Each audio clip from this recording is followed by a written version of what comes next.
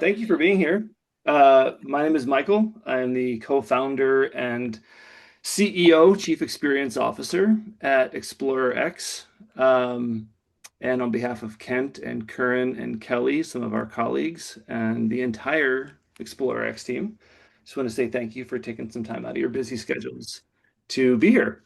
I'm going to multitask and allow people into the room as we're talking, so we'll see if I can do that successfully. Um, how many of you are here because you are a fan of Kent's work specifically? Just raise your hand. I don't Awesome. think my camera's on, but I'm a fan. Thanks. Oh, I got a thumbs up. There you go, Christina. Thank you. Awesome. I love it. Um, Yeah, good. how many of you are you here mostly because you are interested in the Faroe Islands? I've always wanted to go, yes.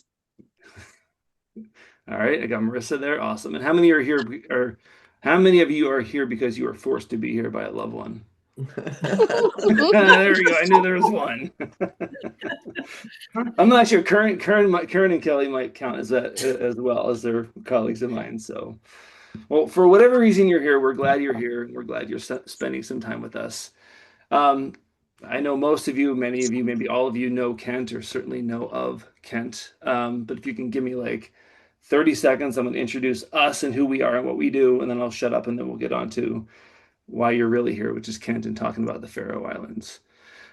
Explorer X is a super small but mighty travel design company based in Seattle, Washington. There are eight of us that work for our little business, super passionate about what we do. What we do are highly personalized, handcrafted travel experiences around the world. So whether you want to go to Chile or the Faroe Islands or Vietnam or Antarctica or anywhere in between, Slovenia, we plan personalized, handcrafted travel experiences there. And our focus is on what we call slow travel. So not trying to check every box, not trying to do everything while you're there. It's really about slowing down, taking time to connect meaningfully with the people that we know on the ground there that really bring the destination and the culture and the people and the stories there to life. So I mean, you're not going to do everything. We're not going to try to get you to do everything, but we're going to really connect you to some of the most amazing folks and experiences in that destination so you can learn as much about it as possible and learn about yourself along the way. So that's what we do. If you want to learn more, explorer-x.com. I'm sure you've all gotten our emails and all that. So I invite you to check that out. And if you have any questions about what we do, how we work, all of that, just feel free to give us a shout and we'd be happy to chat with you. Cool. Any questions so far? Other than when can we talk to Kent? So I have a question, Michael, Fantastic. but I'm not sure if it's appropriate to ask first because Well, you can ask it and I can punt if I have to. so I am I think I asked Kent this question, but I'm a big hiker Mm-hmm. and I just wonder if there's, if you plan times for people to be able to go out on the land Sure. and Sure. experience it like that. There are, and we'll get to that. We're going to talk a little bit more about the specific experiences and Okay, some of that a little bit great, later. So, great. short answer is yes, there's two really epic experiences that you can have while you're out there, and I'm sure many other smaller ones, but two iconic ones that you'll do while you're in the Faroes.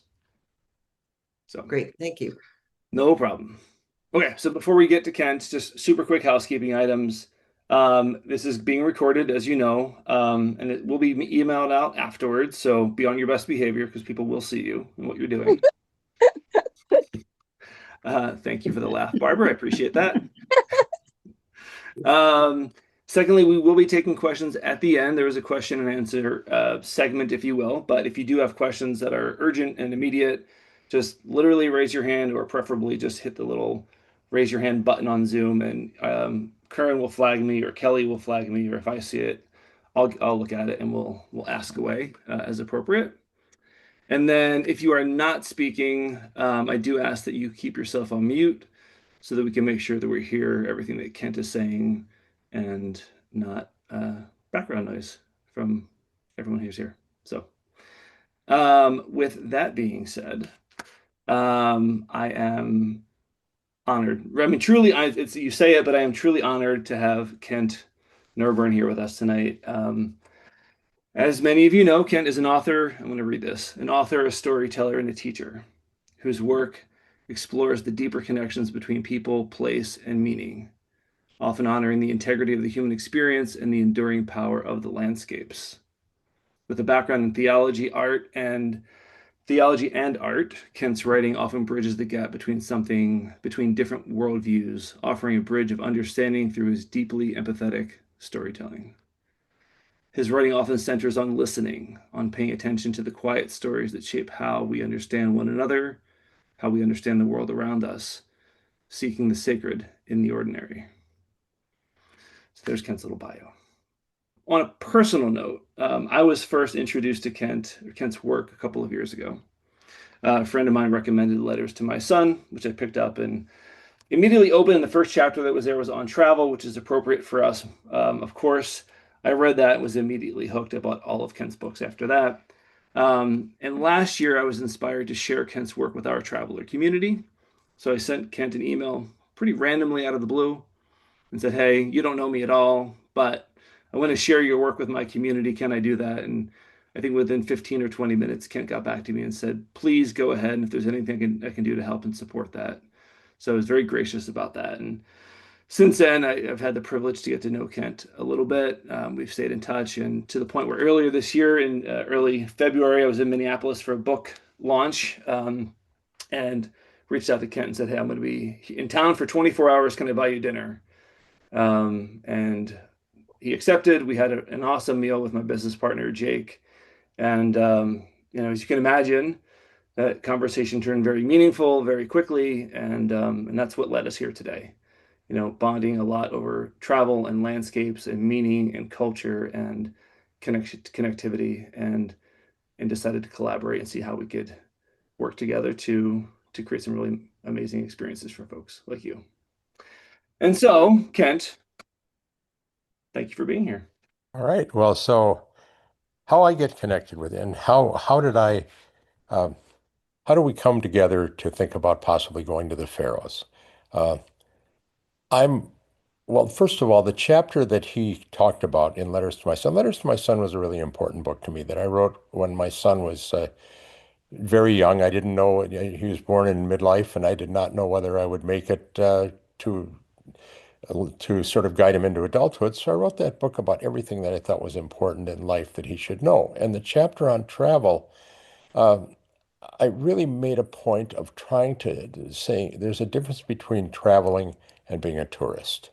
And ironically, as I've gotten older, I come closer to being a tourist because I'm less mobile, less able to be present to or physically engaged with the landscape in the way that I used to. But I still think that the land shapes who we are. That's been the essence of most of my writing, the essence of my Native American work. It's a belief that I have that we are, the land inhabits us in a way. And that was really the difference. And when I wrote Letters to My Son, I remember saying that one of the reasons you travel is when you get older, it will, you'll have memories that you can go to when you're not able to travel again. Well, as I've gotten older, I realize that's not really what it's about. That yes, on one level, but there are places in the world that inhabit you when you go to them. They enlarge. They're too big to be grokked. You can travel and go and have a wonderful cultural experience in lots of places. We were just in the south of France with a friend, an old high school friend. It was wonderful, but it was the experience of the place and the people, and it was a cultural experience.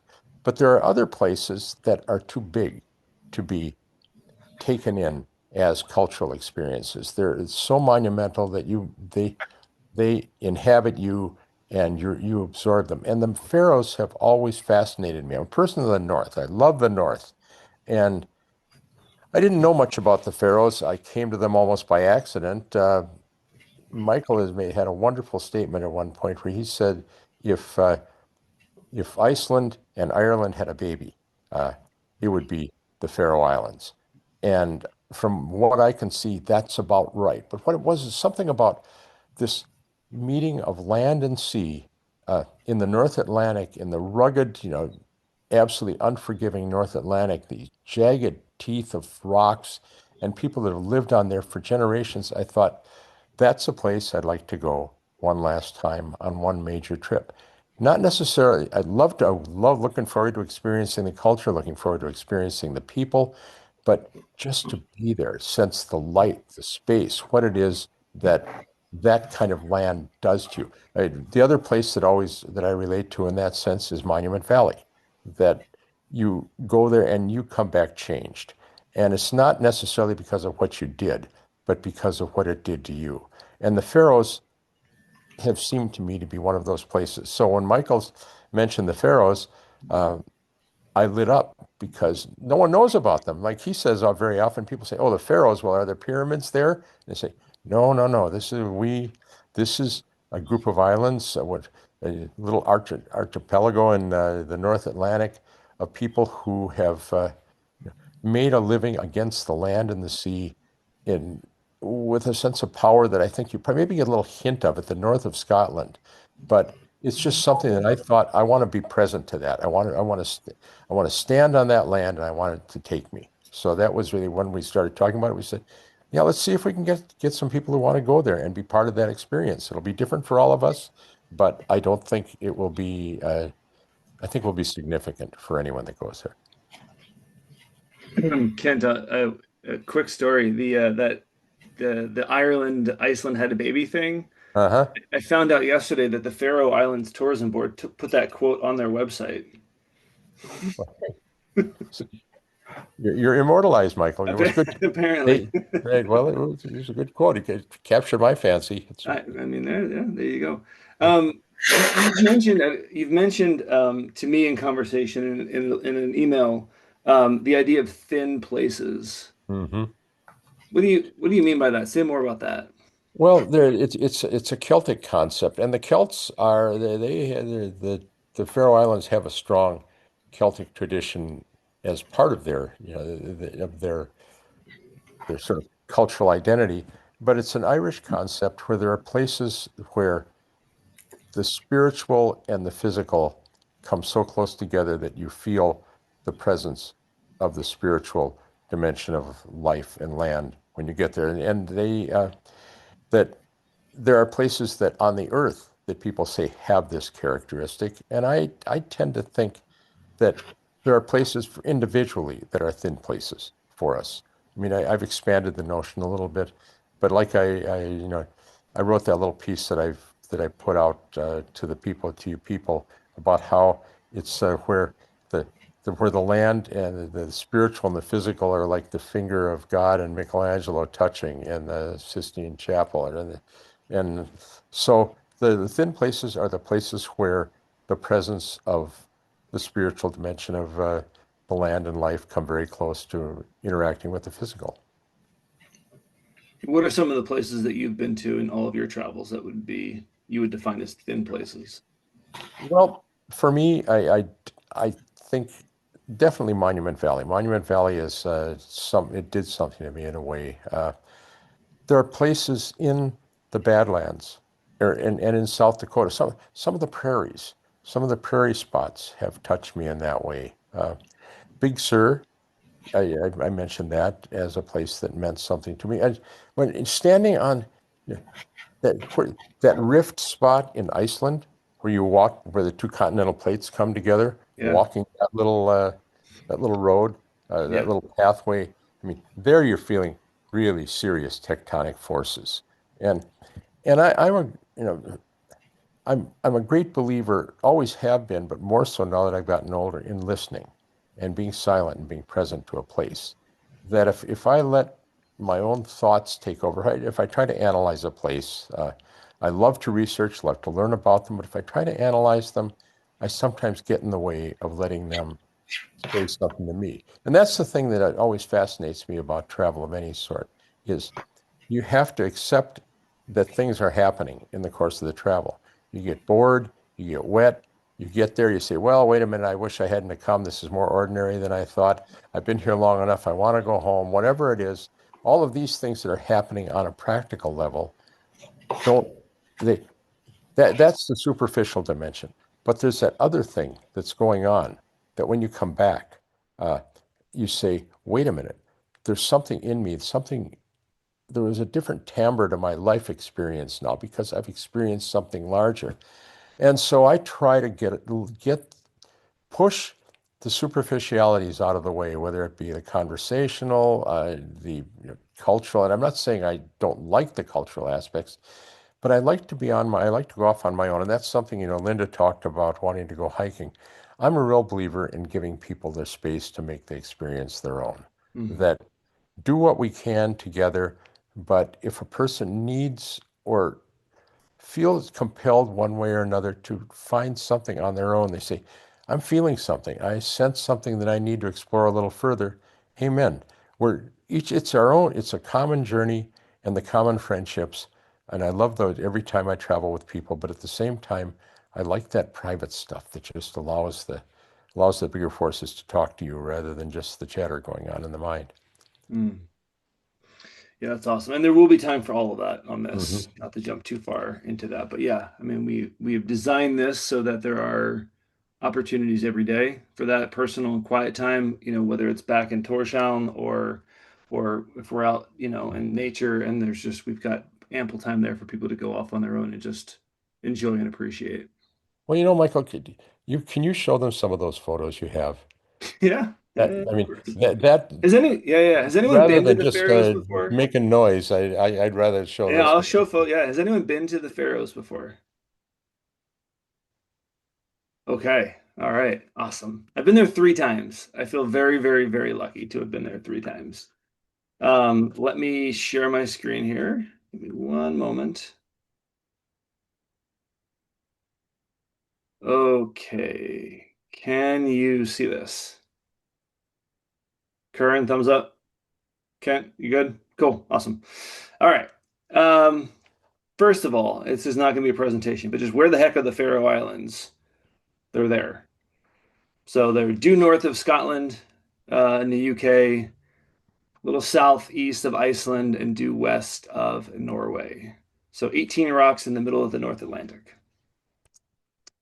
All right, here's some photos from my last trip there. It was just September of last year. So this is downtown Tórshavn. So this is the oldest part of the country, of the city of Tórshavn, and you'll see the grass growing on the roofs and all that. This is all of the government administration buildings.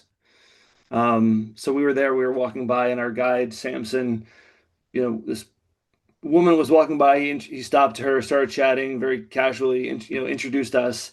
And afterwards, I was like, "Who is that?" He's like, "Oh, that was the Minister of Finance for the country." Great. Okay, no problem.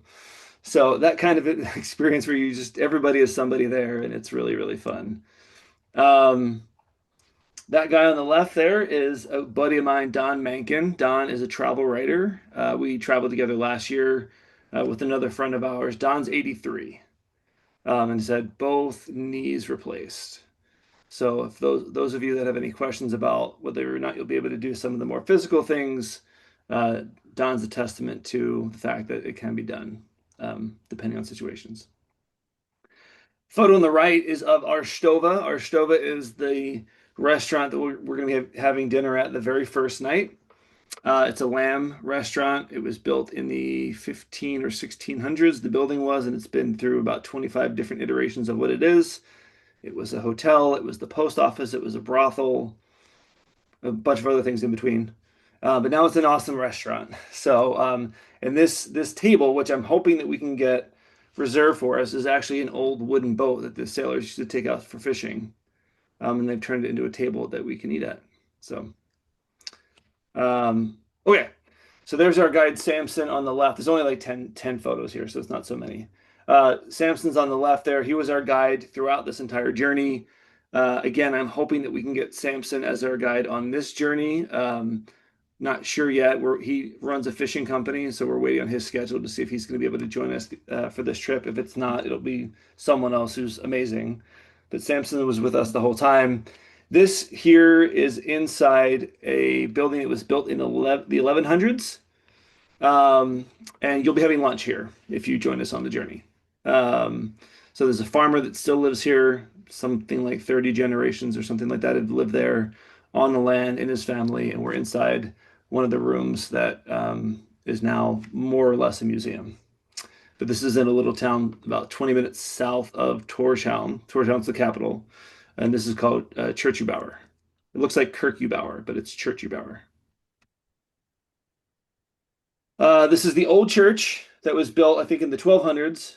On the left there, that is now obviously pretty ruined, but beautiful. And that's the new church on the right that was built in the, I think, 1600s. So new being relative, I suppose.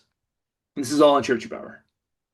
And we'll go inside. We'll see. We'll go inside both, and we'll see. And they still have services there in the church on the right. In fact, there are so few priests or ministers there that like they only have one mass per week because the minister has to serve like 30 or 40 different because every town has its own little church and there's like 30 people there. So they have to kind of rotate around and so they only have like one time slot per week where the minister goes there. It's really amazing. Okay, let's see here. Okay, this is from my last trip, just last September. So this is the Lake Above the Ocean hike slash walk. So Linda, this takes about an hour or so from the parking lot. Not a lot of elevation gain. It's on a trail though, and there's some rocks and all that stuff. But it's beautiful. You'll see the lake over here on the left, and then the ocean on the right. And that cliff there is about 300 feet, I think they say.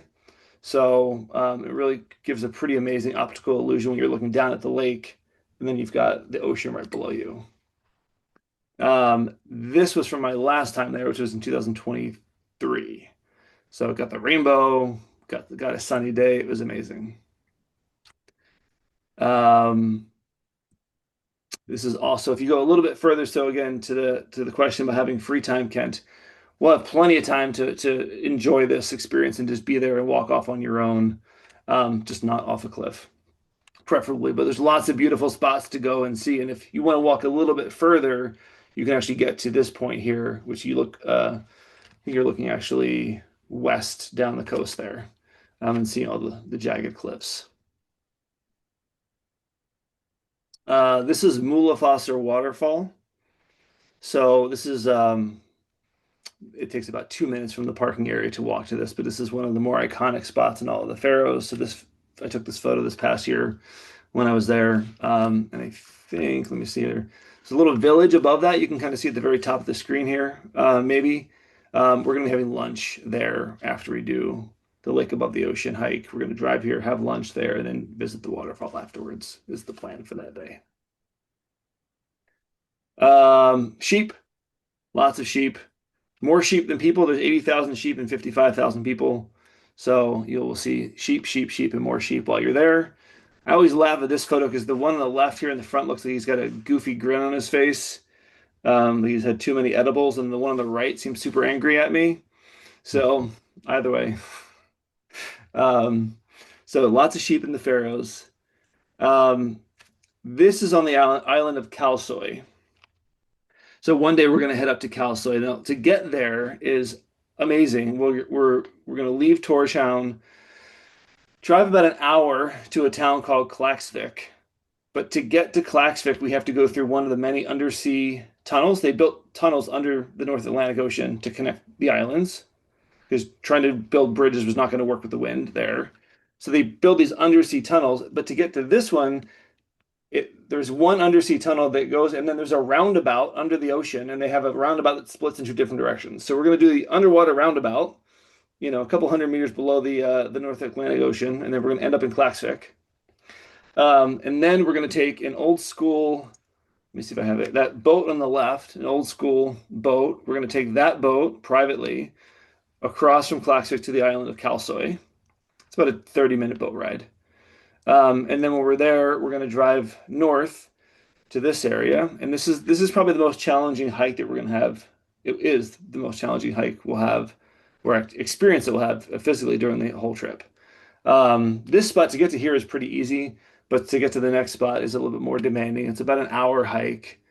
Not a lot of elevation gain, but it's not a real clear path to walk on. So you're kind of walking through some mossy grass and stuff like that. But even if you only make it here, there's an old, it's hard to see it, but like right down here, there's an old little shelter for where the sheep used to stay, and they used to store hay and those kinds of things. But even here, it's easy enough to get here, and the views from here are just, as you can see, are just stunning. You can hang out here for 3 hours and just be mesmerized by the landscapes and journal and reflect and meditate and pray and whatever you want to do, right? I mean, this is just an amazing place. If you go further, this is where we end up. So this is the Calleran Lighthouse, it's called. And that cliff from the top of that mountain there down to the ocean is, I think they said 800 or 900 feet. But it just stunning views from all around here. This guy here in the blue jacket is a buddy of mine, Hayen. He was our guide 2 times ago. Um, but just absolutely beautiful, beautiful, beautiful. And I think it was one of the James Bond movies was part of it was scene was filmed here. And there's actually a little plaque up here if you want to walk up there, right along the edge there. And you can see a little plaque about James Bond up there. Yeah, and then again, this is the boat we'll take to and from Kalsoy Island. And then the last night, and this is one of my favorite experiences, and then I'll stop talking because you probably want to hear more from Kent than you do from me. But there's a couple named Anna and Oli. They're fantastic. They're probably in their 70s, early to mid 70s at this point. But they invite you into their home and they have a private dinner with our group. So this is the view from the table out across the water. And we'll end up spending about 4 hours there. They're farmers. They tell us all about their life as a farmer and what they do and how they raise their sheep and how they slaughter their sheep and the process of all of that. And they cook an amazing meal for you. And just spend the evening with you, like, immersing you in the culture and the life of a farmer in the Faroe Islands. So I've done this experience twice, and it's always my favorite. So this is the last night we're going to be in town. We'll end with this because it's really a highlight experience of the whole trip. So that's it for photos. You want me to keep talking about the trip itself, Ken, or should I pause there? Well, I've got a couple of things that I want to say on that. Great. First off, I was very, in first talking to Michael, I said, I have to be real clear here.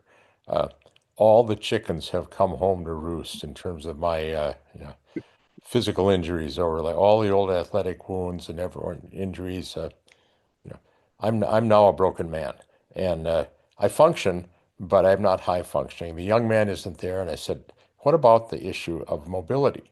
Uh, I mean, I got a gimpy ankle. I'm walking with sticks and canes. Can I?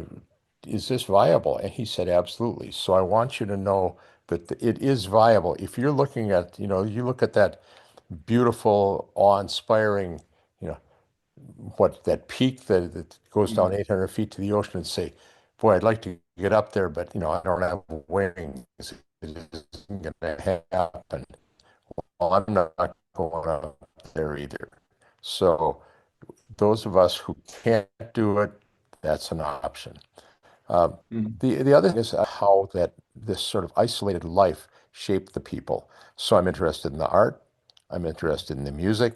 I'm interested in the museums, anything that will let me feel how they came from, you know, how they came to be who they are, and how that, like when I talk about the music and the art, how that landscape influences what they create. And he said that he has some contacts. You had a poet, you sent pictures of that poet, as I remember, and Yeah. he looked like an honestly crazy character that you would love to spend time with. I don't know how much time, but he, he was a character indeed. And Yeah. so I'm hoping that we'll get to do some of that too. Here, the people who have had this land, as I keep talking about inhabiting them, who have inhabited them and come out through the lifestyles that they've created and the art that they've done. So, and then my last thing is I'm also very fascinated with the clash of the spiritual cultures there. I mean, the Celts, the Christian, and the Viking all had Mhm. an effect on this land. And how does that how does that manifest itself? Where's the strength? You think about those oh gosh, the little islands off Ireland where the Christians went and hid out to try to save Christianity and essentially did so. Who are the people that ended up here? What sort of missionary types ended up there? How did the different spiritual traditions interact and what has it created for today? So that's kind of stuff that I like to try to figure out. So just so you know, that's kind of the things that I'll be curious to try to find out and be nosing around looking for, if that kind of thing appeals to you. But if it doesn't, you know, I really think that, like I said, the essence of travel is that what does it do to each of us? And what is the wonderful thing of being a group of people and you get to know each other, you build the dynamic, the group dynamic as such as it organically happens. But at the same time, every person is on an individual journey. And how do we make sure we do everything we can to make sure that we can have both? Yeah. Great. Awesome, Kent. I will add one thing that I have found also interesting in terms of the clash of different things, is the old and the new. Hmm. You know, what I've experienced there a lot. I'm a bit younger, 47. I'm not sure how young that is anymore, but a lot of folks that are my age or similar have gone to Copenhagen, right? Built a life there, you know, even had families there, and now they're like, all right, I want to get out of the city, to what you were saying before we started, Kent, and now they're coming back home to the Faroes to raise their kids and you know, get back into the more traditional lifestyle, but they're bringing that a lot of their, you know, their mindsets and their the technologies and all that with them, and then they're, you know, they're there with their families, right, and their parents that are farmers and fishermen and all of that stuff, and so there's a lot of super interesting conversations going on about the integration of old traditional styles and ways of life and values and newer styles and values and even it shows up in food, which the food is a whole nother story there. But there's a lot of those really compelling intersections that will be explored on this trip. So I think we should let people ask questions. Yeah, I think so.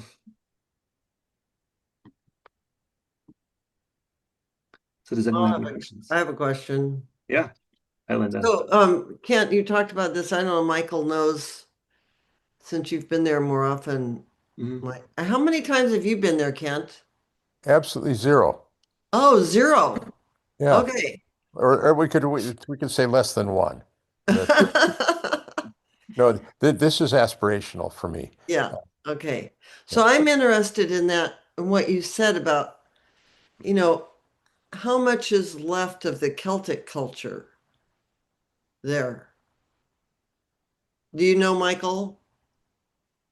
Not to speak authoritatively on it, no. I mean, I know it's an amalgam of different things and how much is left over, you know, versus the Viking versus other Nordic versus, you know, all that. I don't know.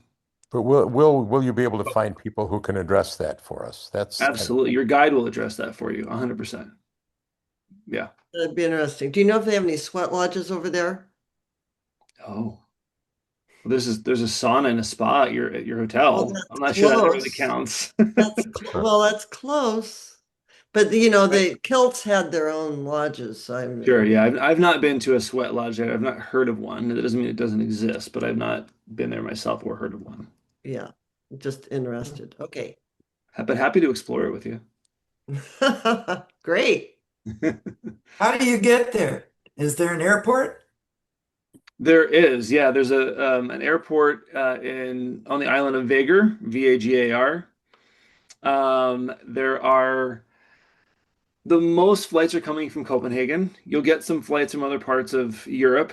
Iceland's probably the second most departures or arrivals from Iceland, but by far, I would say, well, certainly the most common, and I would say the best way to get there is through Copenhagen. Um, I say that because this is an important note. The national airlines of the Faroe Islands is called Atlantic Airways. Now, you can imagine that the Faroes being an archipelago of 18 islands in the middle of the North Atlantic, the weather is a little bit wonky at times, windy and cloudy and rainy and all of that. And so Atlantic Airways has built a very advanced technology that allows them to take off and land when literally every other airline cannot. And so, for example, when I was there this past September, there were 20 flights that were taking off or arriving or departing on the day we were set to leave. Every single non-Atlantic Airways flight was canceled. Every single Atlantic Airways flight arrived and departed as scheduled because of the technologies they have. So, but their main route is Copenhagen. So you would most likely fly through Copenhagen well, and I on want the to front and back end. You don't have to, but that's what I would recommend. and I want to add something that again I know only in theory, but I got on because of my fascination with the Faroes, I got on their mailing list, and there's something called, I think it's Smyril, Smyril, ferry lines. They run a Yep. ferry from Copenhagen or so somewhere in Denmark and also from Iceland. And so that's an option for people if they flew into one of those two sites and then took the ferry over. I haven't explored it because almost all the offers they have are for you and your car, and I wasn't going to have a car. But Yep. I love ferry travel, and I mean, you Mm. might you might think twice about it if it's in the North Atlantic at a rough time, but they do it Right. all the time, and so I'm looking into that about the possibility of taking the ferry from either Reykjavik or from Copenhagen. Yeah. Or the north of Scotland. Yeah, They have one Do from they, there too. I do would they have imagine. Yeah. flights from, do they have flights from England or Scotland or, yeah, There are flights from London, but I think it's Gatwick or Stansted. And then they have some from, actually, let me pull it up here. I actually have their website open. If you want, actually, let me, I'm not sure this is going to be effective or not, but I can try to show you.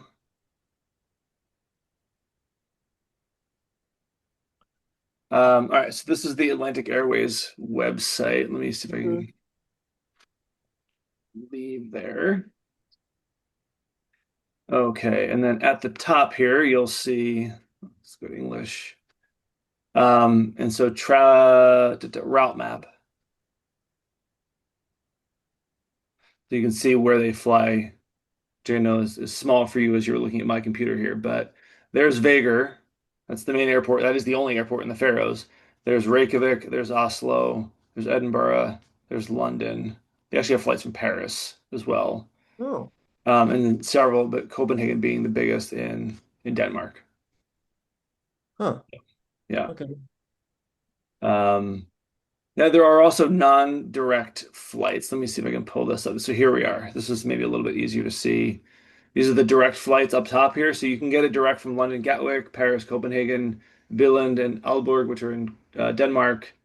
I don't know that KTW. Then you can see the rest of them there.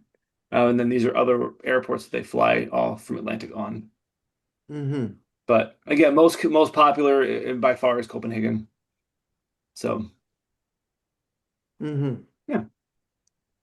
But they're fantastic airlines, I will say that. I mean, I've flown them several times and it's been wonderful every time. So, and very reliable. So, So what are the dates of this thing? September 5th, we arrive in, well, I say we, but Kent and the group. I may be there. I'm not planning on it at the moment, but we'll see how big the group is. And if I feel so inspired, if the spirit calls me, I might show up. We'll see. I might surprise Kent. I don't know. Um, but September 5th is the arrival into the Faroes, and September 12th is the departure from the Faroes. So 7 nights. And tell them about the weather at that time of year. Yeah, so predictably unpredictable, but temperature wise, I've been to the Faroes all 3 times I've been in September. Typically a little bit later, and it's typically 50 to 55 degrees for the high and 45 to 50 degrees for the low. There's very little temperature variance between day and night. We had some sunny days, we had some rainy days, we had some cloudy days, we had some windy days, we had some days where you had all four of those. So you'll get all of it, as you can imagine. Again, a bunch of rocks in the middle of the North Atlantic. But daylight should not be a problem. It should be daylight until almost 8 o'clock. Sun Sunrise is awesome there. If you get a nice day, the restaurant. So we're staying at. I say we. I'm gonna keep saying we, but you understand what I'm saying. Maybe it's aspirational for me because I actually want to go. But Hotel Fourier and the views from the restaurant because it's above the city of Tórshavn. You're looking down, you see the city there. There's a big island, beautiful island out there, and the sun's coming up from it. And it's just the views are just awesome. The sunrise is spectacular. Um, sun will come up at 6:30. Sun will go down at 8 o'clock. So plenty of daylight, decent temperature. Just depends on whether it's how windy and how rainy it's going to be. And the hotel, Michael. Oh, sorry, Libby. Go ahead. Okay. Do you have any extended trips to go to maybe Scotland after the Faroe Islands? Nothing that's planned now. I think the one thing that I would sort of imagined, having spoken to a few people that they might be interested in doing, was spending a few days on the front end or the back end in Copenhagen, if you've never been there before, because it Mhm. is an amazing city. And again, if you're taking the Atlantic Airways flights, you're going to fly to and from Copenhagen anyway.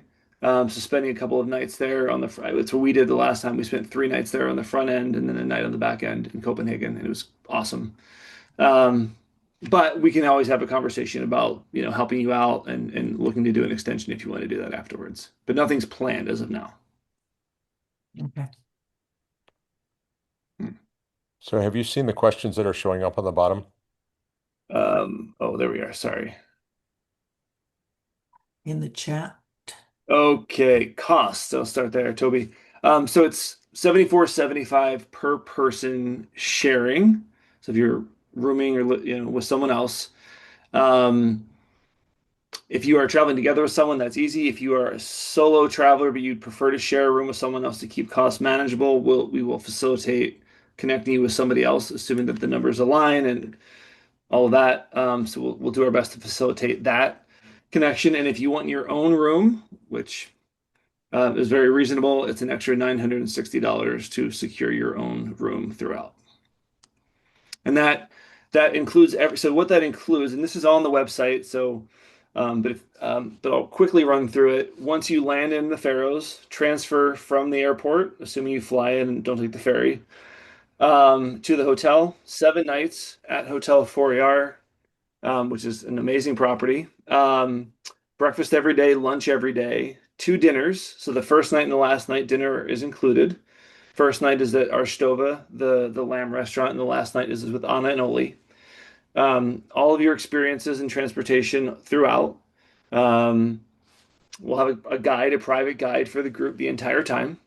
So Kent is not the be all and end all and know everything about the Faroes, right? He's there to hold space and many other things, but he's not the expert on the Faroes. So we will have a local expert guide who's there to be with the group and share all kinds of knowledge and wisdom throughout. So that's all included. Um, Karen, what else am I missing here? The flight, the transportation is on their own to get from Right. So home. transportation to and from, right. The Faroes is on your own, and then dinners from nights 2 through 6 are on your own as well. Now, there's a really good restaurant at the hotel. So I would eat there once, maybe even twice, but there's a lot of really good restaurants in town, and we're about a 10-minute taxi from the town. So it's super easy to grab a taxi just from the front desk of the hotel. They'll call a taxi and you can head down into town. And my local contact there was saying it probably costs 10 to 15 USD, about 100 Danish kroner or so to get one way to get into town. So very reasonable. And there's a lot of really good restaurants there. Well, you keep saying town. Talk about the town. Well, Torshavn is the capital. Depending on who you ask, there's between 20 and 25,000 people that live in Torshavn. So it's by far the biggest, I'll use city lightly, in the Faroes. Um, the downtown area is amazing. It's small, it's quaint, it's cute, it's old. You saw the red buildings there. That's where the seat of government are. Um, but cute little, lots of knitting stores, lots of wool there. Obviously, there's a lot of, as I've mentioned, several very good restaurants, mostly seafood, but some others as well. Um, and there's just a harbor downtown, so it is simple, it is quaint, it is cute. I love Torchtown. I was hoping actually that we would be able to spend the first few nights at one of the hotels down there, but there wasn't enough availability. We tend to stay in. Anyway, there's one hotel that has like 50 rooms down there, but they're booked up, unfortunately, for the group that we needed, the group size we needed. And that's just nice because you can just walk out your door and like 5 amazing restaurants are like 100 feet away. But that being said, I like the hotel that you're staying at better all in all. It's just not as convenient as walking out your door and being 100 feet away. I'm not sure that actually answered your question, Kent, but it was a bunch of words that hopefully helped something. Are there pictures? Well, actually, I know that I was trying to get the URL for it, but I found a website that is a Faroes website, and it Yeah. get everything and everything you ever would want to know about it. And I, of course, Visit Visit Faroe Islands is that they are one of the we work a lot with tourism boards. They are one of the best tourism boards out there. Mhm, So visit faroeislands.com. Tons of information. mhm. And my quote. So there's one question about what's the size of the group? Yeah, sorry, I'm max 12 people, not including Kent.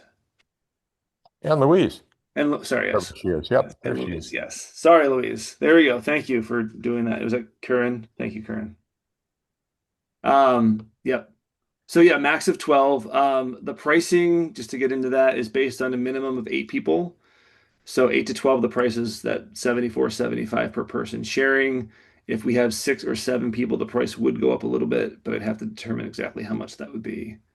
Um, so it wouldn't be a ton, but it might be a couple of $100s per person.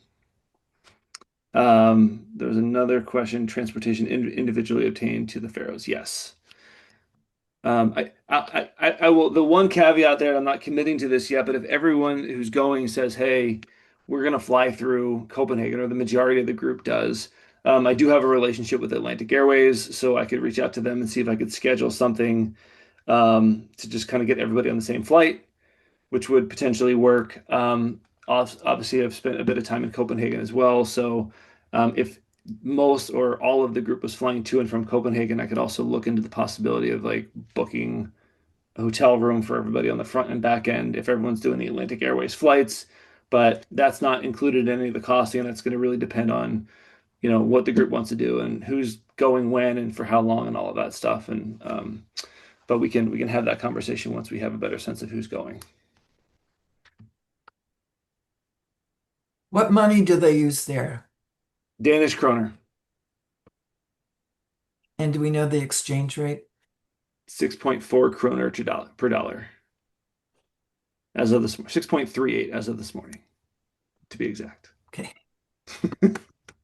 Means So nothing to me, but so about so 100 kroner is about $15, more or less, if that helps.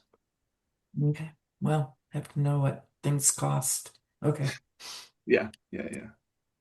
So I lived in Denmark in the late 80s, Oh, and it was very expensive. Like this big pen I'm holding would be like $7. It was insane. Is it Oh, is it expensive in the Faroe Islands, like just for a cup of coffee, that kind of thing? a bit, yeah. I mean, it's not. I would say it's Seattle prices, if that gives you any sense of. So yeah, I mean, a cup of coffee is probably $5, $4 or $5. A decent meal is going to run you for dinner is going to run you easily $50 without alcohol, more or less. You'll see a lot of the restaurants there have like just sort of like 3 course, 5 course, 7 course, and the 5 course would probably start at $100 per person, and maybe more. So yeah, food's gonna be a bit expensive, but your lunch, breakfast and lunch is included. Keep that in mind for this. So What is the food like? You mentioned the food. I mean, is it like more Danish or is it more English or is it more Scottish or is it more what? totally Faroese, totally Faroese. So it's a lot of fish, as you can imagine, right? A lot of salmon, a lot of fish, a lot of cod, a lot of lamb. So those are the big things. And then a lot of root vegetables, as you can kind of imagine with the land there. Um, you may have seen that they are also big into fermented foods. So if you are feeling particular, Olivia, I love your face. Um, but yeah, so if you want some fermented food, there's a restaurant there that only serves fermented food, and it's like $200 a plate to start. Fermented lamb is sort of the big thing there. I've had the fortune of trying it once. They did it very delicately for me, put it on a slice of bread with some butter and but the lamb was sitting outside for 5 or 6 months air drying with the salt air coming from the ocean, and it's decaying and all of that. And they just cut a little slice off and put it on my bread and butter and asked me to eat it. So Mhm. Do they have mice on the island? I have no idea. It's a good question. I don't know. Just because of the latest Right, or hantavirus right. Yeah, outbreak. yeah. We I don't don't want know. a It's a good question. pandemic. Yeah, Okay. yeah, yeah. But I would say that I will say this, Linda, it has become what's interesting again, as I mentioned earlier on, is like you've got these young folks that have spent time in Copenhagen, gone to cooking schools, all this other stuff. They're coming back and they're reinventing these sort of traditional dishes in these new modern funky ways, and it has become a very vibrant food scene, which you would not think. Maybe it's not so intuitive, but the food there, I mean, there's a couple of restaurants that have 2 Michelin stars. Hmm. So yeah, the food is good. It's good. I would say you need to be a bit adventurous. I mean, I am not so much of an adventurous eater, so um, I found my way. I can navigate around it. I found a really good burger joint in a bowling alley there. Fantastic burger. It was great. There's another restaurant down on the waterfront called the Tarv that has all manner of sins there. That's another great spot. But mostly seafood and lamb. Are we primarily spending time on the island that we arrive at, with the exception of that excursion by the ship to another island? You're going to be visiting 5 or 6 different islands while you're there. Okay. And is that itinerary up on the website? It is, and I think Curran will post it here momentarily. Thank you, Curran. Okay.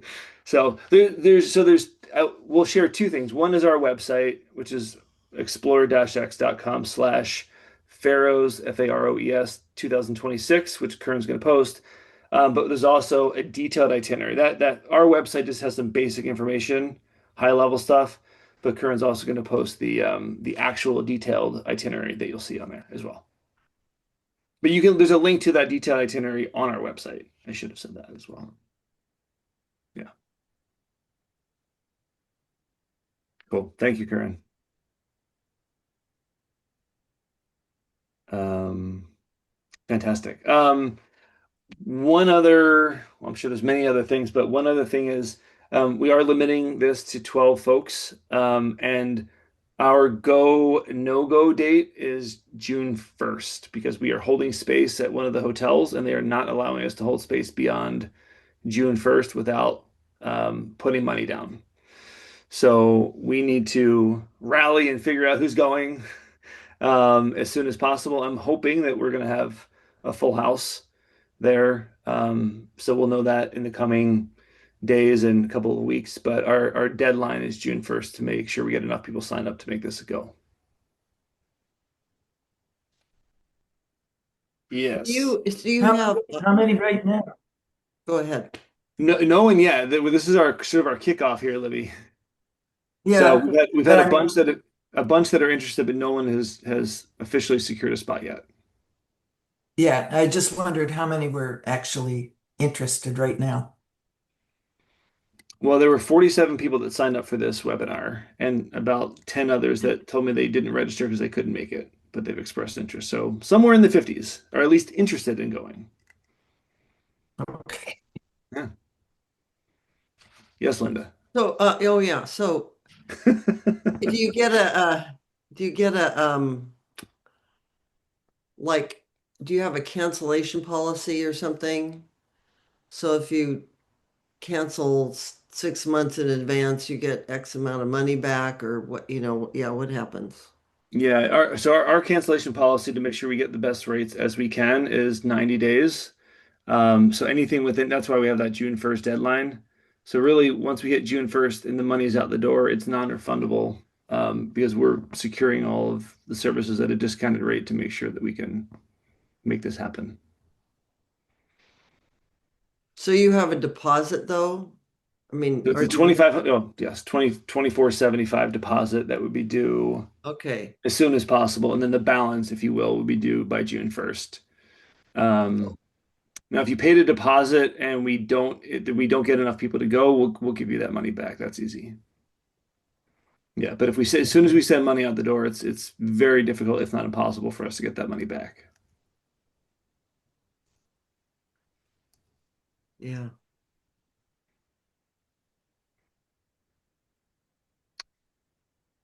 It's Okay. hard to make a commitment that far in advance for me, but Mhm.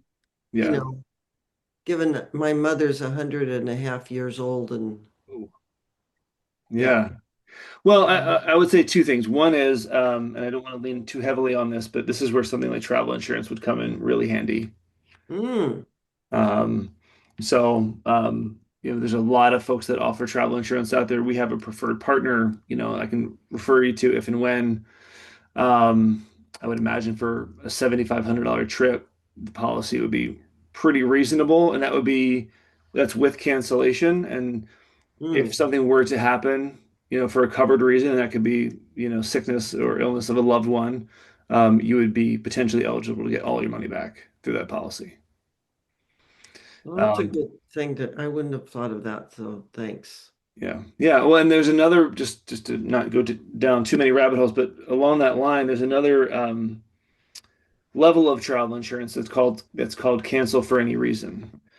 So, which is an additional cost, but I generally recommend purchasing that because the general cancellation policy does cover sickness and death of loved ones and all kinds of, it's those things, but it doesn't cover things like the world's going to hell, right? And we can't get like all of those things that are just, they're not generally covered. And so, if you were to buy a cancel for any reason policy, it is legitimately for any reason you can cancel and get it. With those policies, it's 75% of your money back.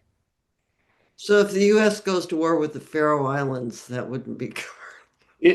Honestly, it may not. You go back to like whatever was going on with Colombia last year, Uh-huh. and there was all kinds of nonsense. We had a couple leaving for Colombia like 3 days after all that stuff went down, and because it, but now their their travel insurance policy, they did not have cancel for any reason because they couldn't buy it because they live in New York State and some states don't allow you to buy cancel for any reason. It's a whole nother thing, but they couldn't buy cancel for any reason, and then they were left to decide, do you want to go or not? But you're not getting any money back because this is not a covered expense. Wow. They're covered Mm. reason. Reason, yeah. Yeah. Well, Linda, I Mhm. I have to say I think you should worry less about that or not worry about that because we're just going to make the Faroes a state. Oh yeah. Oh yeah. Of course. Greenland's too much already. Can we not get Yeah, into too the? We're just going big. to take Yeah, Yeah, all of the Danish territories. I mean, what are we yeah, doing here? right. Right. I forgot about that. Can't yeah. thank you very much. Mm. So, yeah. Okay. What other questions? Linda, did you have a question earlier? I'm not sure I addressed the hiking question. Do you have anything else there that you need to? Well, you described these two hikes that people are going to go on, Yeah. but The lake above the ocean is more of a walk. It's just on a bit of oh, a rocky trail. Again, at the end, there's an option to go up a little bit if you want, but it's not required. The other one, the lighthouse hike, will be a bit more mhm. challenging. So if you want to just, I mean, are there other places to walk around there? I mean, I assume there are. I mean, but I don't know. Um, yes and no. I mean, Torchtown is a little bit, again, where you're going to be staying is going to be a little bit isolated. Like it's a beautiful town, but like there's mountains behind it, so like you can't really get like you can go a little bit out of the hotel, and maybe you can even walk into town. Actually, it's about a 45-minute walk into town. But in terms of like being out in nature, I mean, you'll have plenty of opportunities to do that while you're with the group during the day, but not so much free time where it's like, oh, I'm just going to go on this hike and leave the hotel and go on this 3-hour hike without, taking some kind of transportation to the trailhead. Got it. Yeah. Are there other trailheads, other trails besides those two? Oh, there's a million. Yeah, and there's so many places to go and to hike and yeah, so it's a hiking heaven for sure. Um, but we're trying to manage, mixing the uh, the art and the artist and the politician and the professor and the culture and the food and the nature and all of those things together. So yeah, you could extend your Yeah. stay a couple of extra days. It would not I'm be a probably terrible gonna, idea. if I do this, I'm gonna be spending some time in England before or after. No, So, okay. yeah.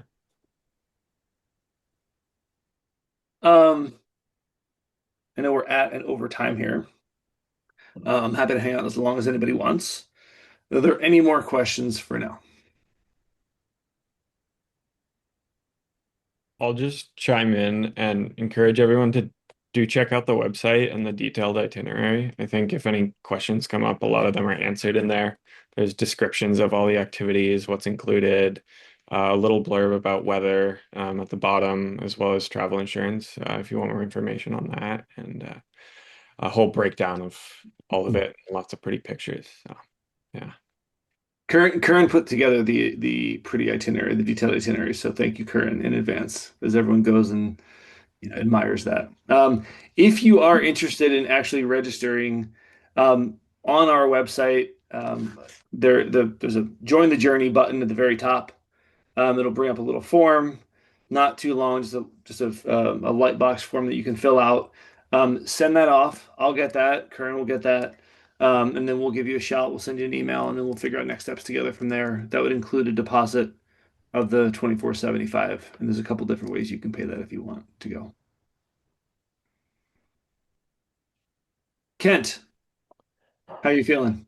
Well, it's a roll of the dice. I mean, for all of us. And it's, I love the idea of, you know, group travel. I'm always resistant to it because I am more of a lone wolf traveler. But every time I do it, the nature of the group that develops is so precious. And that to me is kind of it it's that warp speed, time-lapse reality where like when you land in a different place, you're like a child, you don't know anything, and you become an adult with whatever knowledge you have inside of days and just learn it. A group starts out not knowing anyone. You develop this group, you develop friendships, you develop a dynamic. And I just look forward, if we can get enough people, it'll be fun to see what we become as a group and what we all end up learning about ourselves, learning about the Faroes, learning about life.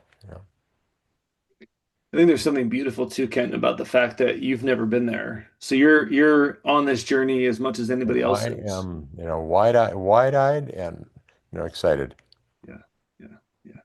So Kent, I have a message for you that's a little off subject, so maybe can I give it to you now? Well, I don't even, where'd you go? I don't even see you anymore. I don't know. There you are. You're over in the corner now, your left corner. Sure. I'm okay. So I just wanted to tell you that my 7-year-old grandson, I think I wrote you this, but I didn't hear back. So he has listened to Lone Dog Road Oh, yeah? twice, Really? and No, I didn't he see that. absolutely loves it. When he gets into the car, he just loves that story. And I know it's like it's not a children's book per se, but he is so enthralled with the whole story and the whole thing. And he asked me questions about it and about the Chanupa and about all this stuff. And so I just wanted you to know that especially the audio version that was amazing. That was just amazing. And he I want to encourage other people with their grandchildren or whatever to think about getting that. We were driving, and so he was listening to it, and I just wanted you to know that it's a wonderful children's book. Well, it's got two little guys, 6 and 11, as Right, the lead characters, and right. beautifully portrayed by the man, not the boy, the man that reads it. I mean, it's like how he did that, I don't know, but he's just Oh, it was wonderful. amazing. So the little great. Well, that makes my day. Oh, A good. Well, 7-year-old, that's my kind of guy. That's a good yeah. age. Yeah. I'm reading the book and I'm more than halfway through. So Where are you? I'm right in the middle too. I can't remember where I am. They're going back home. Well, Okay. I didn't Benton remember has, where I was in the course of writing it, so things happen. But all I know is it comes out really well. I was very surprised. I was very surprised to see how it came out and very happy. You'll It, like it.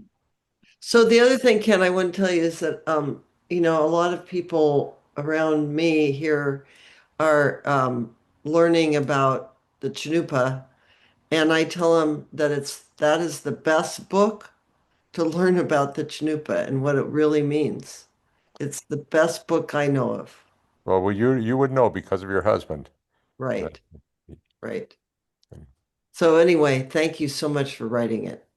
you're very welcome. See you all in the Faroes. All right. Any other Hmm. questions before we leave? Amazing. I appreciate you all for being here. Thank you so much. If you have any questions, let me know, let Kent know. And we hope to see you in the Faroes. Thanks very much, guys. Have a good Thank night. you. All right. Thank you very much. Bye bye, all.